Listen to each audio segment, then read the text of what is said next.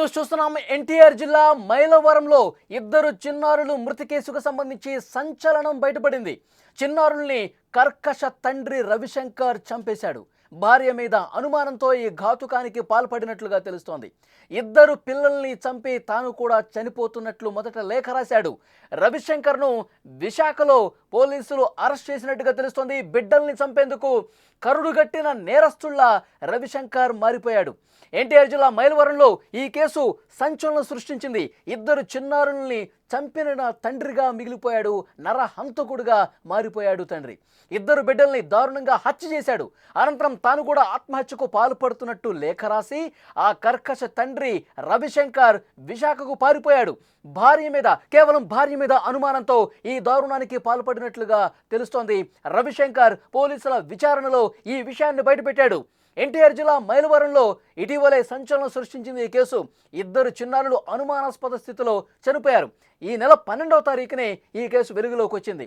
లక్ష్మీ హిర్మణ్య అలాగే లీలాసాయి ఇద్దరు కూడా చిన్న పిల్లలు. తండ్రి రవిశంకరే చంపి ఉంటాడని పోలీసులు ముందుగా అనుమానించారు. ఆ దిశగా దర్యాప్తు చేయడం స్టార్ట్ చేశారు. 8వ తేదీ అతను పుట్టినరోజు కావడంతో ఆ రోజు ఉదయం భార్యతో మాట్లాడాడు. ఇంటికి తాళం వేసి ఫోన్ కూడా అందుబాటులో లేకుండా వెళ్ళిపోయాడు. రవిశంకర్ తండ్రి లక్ష్మీపతి ఈ నెల 12న ఇంటికి వచ్చాడు. తాళం వేసి ఉన్న గది నుంచి దుర్వాసన రావడంతో అది గుర్తించి లోపలికి వెళ్ళి చూశాడు. చిన్నారులు ఇద్దరూ మంచం మీద విగత జీవులై కనిపించారు. అక్కడ రవిశంకర్ రాసిన 2 పేజీల లేఖ పోలీసులు తీసుకున్నారు. ఫోన్ చివరి సిగ్నల్ ఇబ్రహీంపట్నంలో కృష్ణానది దగ్గర కనిపించింది. దీంతో అతని కోసం ఎస్డీఆర్ఎఫ్ సిబ్బందితో అక్కడ గాలించారు. కానీ అతను కనిపించలేదు. ఇంకా బతికే ఉండొచ్చు అన్న అనుమానంతో పోలీసులు నిఘా పెట్టారు. ఎట్టకేలకు అతడు విశాఖలో పట్టుబడ్డాడు. విశాఖలో తలదాచుకున్నట్టుగా పోలీసులు గుర్తించి అతన్ని అరెస్టు చేసి తీసుకొచ్చారు. సింహాచలం అప్పన్న ఆలయంలో ఉండగా చాకచక్యంగా పోలీసులు అతన్ని అదుపులోకి తీసుకొచ్చారు. అంత దారుణం చూడండి. ఇద్దరి చిన్నపిల్లల్ని చంపేసి కేవలం తన భార్య మీద ఉన్నటువంటి అనుమానంతో భార్యతో చాలా ప్రేమగా మాట్లాడతాడు. ఫోన్లో ఏమీ తెలియనట్టు మాట్లాడతాడు. కానీ మనసులో అక్కడ మెదడులో విషాన్ని నింపుకున్నాడు తండ్రి రవిశంకర్. ఇద్దరు చిన్న పిల్లల్ని చాలా దారుణాతి దారుణంగా చంపేసి ఒక కర్కశత్వంతో ప్రవర్తించి మూర్ఖుల్లా బిహేవ్ చేసి దారుణ ఘటనకు పాల్పడ్డాడు. ఇద్దరు చిన్నపిల్లలు మీరు స్క్రీన్లో కూడా చూస్తున్నారు. ఎంత అమాయకంగా ఎంత ముద్దుగా కనిపిస్తున్నారు చిన్న పిల్లలు. ఆ పిల్లల్ని చంపాలన్నటువంటి మనసు ఒక తండ్రికి ఎందుకు వచ్చింది? నీకు నిజంగా భార్య మీద రవిశంకర్ని సూటిగా ప్రశ్నిస్తున్నా తండ్రి రవిశంకర్, నీకు ఎంత ఏదన్నా ఉంటే నీ భార్య పట్ల నీకేదన్నా అనుమానం ఉన్నా నీకేదన్నా కోపం ఉన్నా నీ భార్యను అనాలి. కానీ ఇద్దరు ఆ పసిపిల్లలు ఏం చేశారు? ఇద్దరు అమాయక పిల్లలు ఏం చేశారు? వాళ్ళని చంపేసి నేను కూడా చచ్చిపోతున్నానని చెప్పి లెటర్ రాసి వెళ్ళి వైజాగ్లో దాక్కుంటావా? ఇబ్రహీంపట్నం దగ్గర నీ ఫోన్ అక్కడ పడేసి నేను కూడా అక్కడ వాటర్లో దూకేస్తున్నాను అని చెప్పి మాయమాటలు చెప్పి ఒక సీన్ క్రియేట్ చేసి నేను కూడా చనిపోయానని చెప్పి భ్రమ కల్పించడం కోసం ఆ పని చేసి అక్కడి నుంచి నేరుగా వైజాగ్ వెళ్ళి దాక్కుంటావా? ఎంత దుర్మార్గం! చిన్నపిల్లల్ని చంపాలన్నటువంటి ఆ కర్కశమైనటువంటి మనసు ఎలా వచ్చింది నీకు రవిశంకర్? పోలీసులు ప్రస్తుతం ఈ కోణంలోనే దర్యాప్తు చేశారు. వైజాగ్లో అతను ఉన్నాడు అని చెప్పి కనిపెట్టారు. ఇక్కడ ఒక ముఖ్యమైన విషయం మీతో నేను పంచుకోవాలి. అతడు గడ్డం పెంచాడండి. తన భార్య బహ్రెయిన్ దేశంలో ఉంటుంది. అక్కడ పనులు చేసుకుంటూ నెలవారీ డబ్బులు పంపిస్తూ ఉంటుంది. భార్య మీద అనుమానం పెంచుకున్నటువంటి ఈ వెధవ ఏం చేశాడు? గడ్డం పెంచేసుకొని విపరీతంగా ఎవరూ కూడా నన్ను భవిష్యత్తులో గుర్తుపట్టకూడదు అని చెప్పి ఈ ఇద్దరు పిల్లల్ని చంపేసి ఒక లెటర్ రాసి నేను కూడా కాలువలో దూకి చచ్చిపోతున్నా అని చెప్పి భ్రమ కల్పించి అక్కడి నుంచి అతను ఏమీ అఘాయిత్యానికి పాల్పడకుండా ఇద్దరు పిల్లల్ని చంపేసిన తర్వాత వైజాగ్ వెళ్ళిపోయి అక్కడ గడ్డం తీసేసి గుండు కొట్టించుకుని పూర్తిగా తన రూపాన్ని కూడా మార్చేసుకునే ప్రయత్నం చేశాడు. నన్ను పోలీసులు కాదు కదా, నా సొంత మనుషులు చూసినా నన్ను గుర్తుపట్టరు. ఆ విధంగా ప్రయత్నం చేసి పూర్తిగా పోలీసుల్ని ఏమార్చి కేసు తప్పుదో పట్టించే విధంగా ప్రయత్నం చేసి దాక్కున్నటువంటి పరిస్థితుంది. కానీ పోలీసులు అనేక బృందాలు ఏర్పాటు చేసుకుని మరి, ఎందుకంటే అతను చనిపోయినట్లుగా ఎక్కడ నిర్ధారణ కాల, ఎక్కడ పోలీసులకు ఆధారం దొరకలా. కాబట్టి ఇతను బతికే ఉంటాడు, భార్య మీద కోపంతో పిల్లల్ని ఇలా చేసి ఉంటాడు. పోలీసులకి చాలా కేసులు డీల్ చేసి ఉంటారు. చాలా నైపుణ్యం పోలీసులు, ఏపీ పోలీసులు. సో డెఫినెట్గా ప్రతి ఒక్క విషయాన్ని నిర్ధారించుకుని అతని ఫోన్ ట్రేస్ చేసి అతను ఎక్కడికి పారిపోయి ఉంటాడో సీసీ ఫుటేజ్ల ఆధారంగా దర్యాప్తు చేసి వైజాగ్లో దాక్కున్నాడు రవిశంకర్ అని చెప్పి ఇప్పుడు పట్టుకొచ్చారు. ఆ భార్య, రవిశంకర్ భార్య, ఆ ఇద్దరు పిల్లల తల్లి ఆవేదన ఒక్కసారి వినండి. మాకు ఏం గొడవలు లేవండి. అదే జరిగింది. ఆయన అప్పుల వల్ల ఏమన్నా స్ట్రబుల్ ఎవరన్నా డబ్బులు అడుగుతాను అన్నారండి. అది విన్నారు కదా, డబ్బులు అడుగుతాను 3 ఇస్తాను అన్నారు. ఆ 3 ఇచ్చిన డబ్బులు ఏమన్నా మిగిలితే నేను కొడతాను, కూల్ డ్రింక్ షాప్ అయినా కూడా 2000 అంత ఇవ్వాలి, ఇచ్చేసి నేను ఇల్లు ఖాళీ చేస్తానని చెప్పాడు నాకు. మీ పిల్లలతో చివరికి ఎప్పుడు మాట్లాడారు? 7వ తారీఖు మాట్లాడానండి నేను.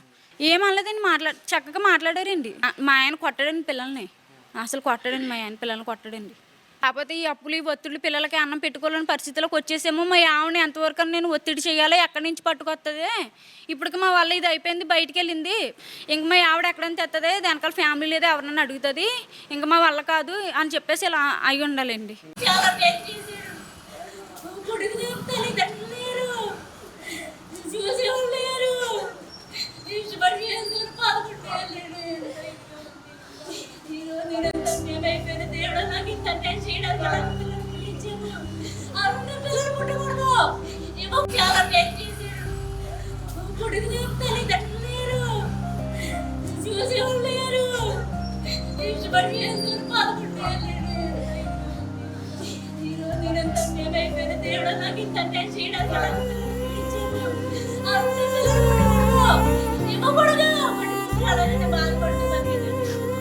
మాకు ఏ గొడవలు లేవండి. అదే జరిగింది.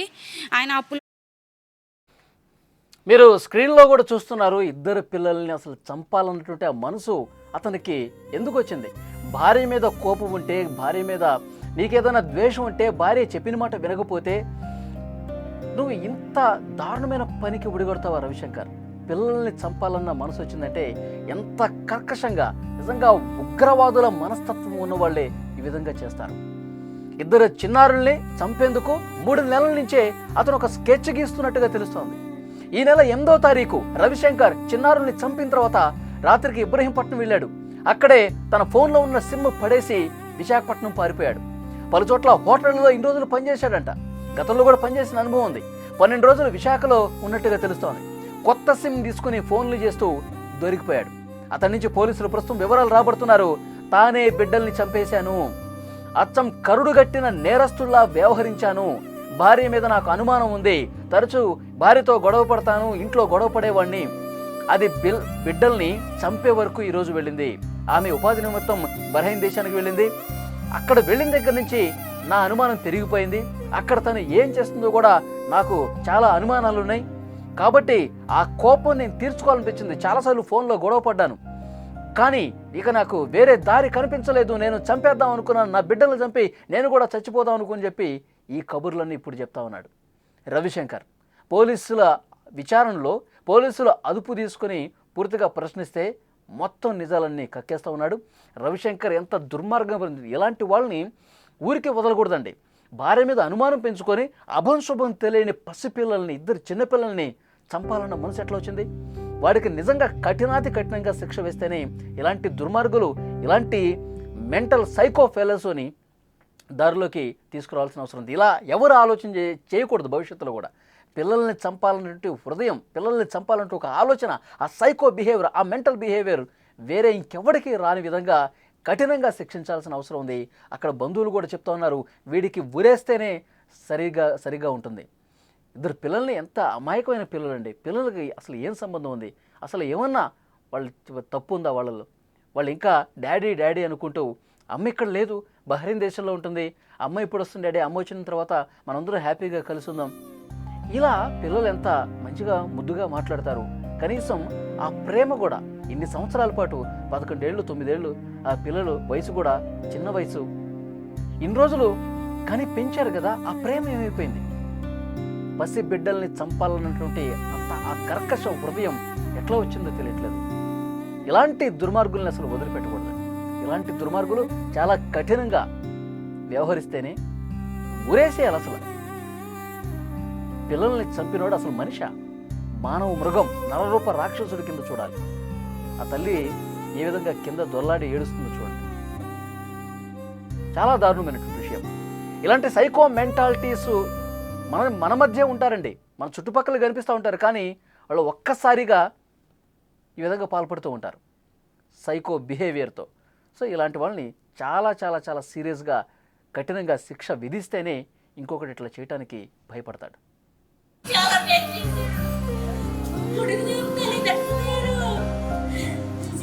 లేరు. ఇష్టపడి